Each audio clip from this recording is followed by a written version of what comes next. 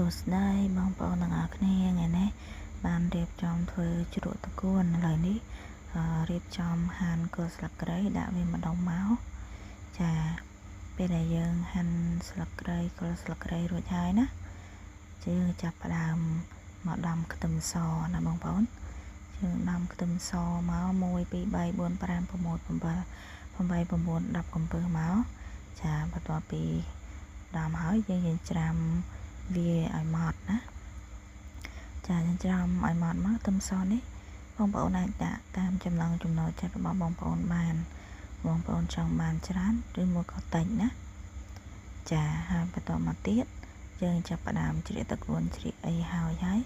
យើងយកវាដាក់មួយឡែកហើយដើម្បីឲ្យតកួននឹងស្រួយហើយមានពណ៌សម្បុរល្អគឺយើងស្រោះវាជាមួយនឹងទឹកក្តៅចាស្រោះជាមួយនឹងទឹកក្តៅស្រោះរួចហើយយើងស្រង់លាងទឹកលាងអីស្អាតមកបងប្អូនចាប់ផ្ដើមដាក់ក្នុងចានកធុនមួយមកចាហើយបន្តមកទៀតយើងចាប់ផ្ដើមលាយគ្រឿងចាដាក់ខ្ទឹមសមុនមកខ្ទឹមសហើយបន្តមកទៀត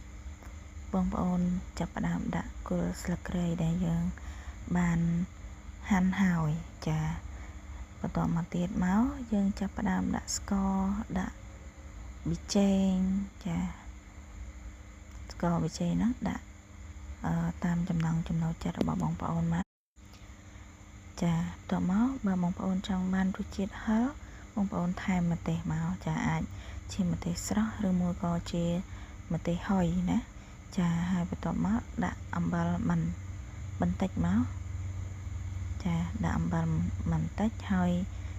បងប្អូនអាចប្រើទឹកខ្មេះឬមួយក៏ទឹកក្រូចឆ្មាតមកយើងលាយវាច្បល់វាចុះឡើងមកបងប្អូនច្បល់វាឲ្យសព្វចាឲ្យសព្វហើយយើងទុកមួយឡែកដើម្បីឲ្យជ្រក់របស់យើងចូលជាតិមកបើសិនជាចង់ឲ្យមានរសជាតិកាន់តែឆ្ងាញ់ណាបងប្អូនអាចដាក់នៅក្នុងធុងទឹកកកឬមួយក៏ទូទឹកកកបាន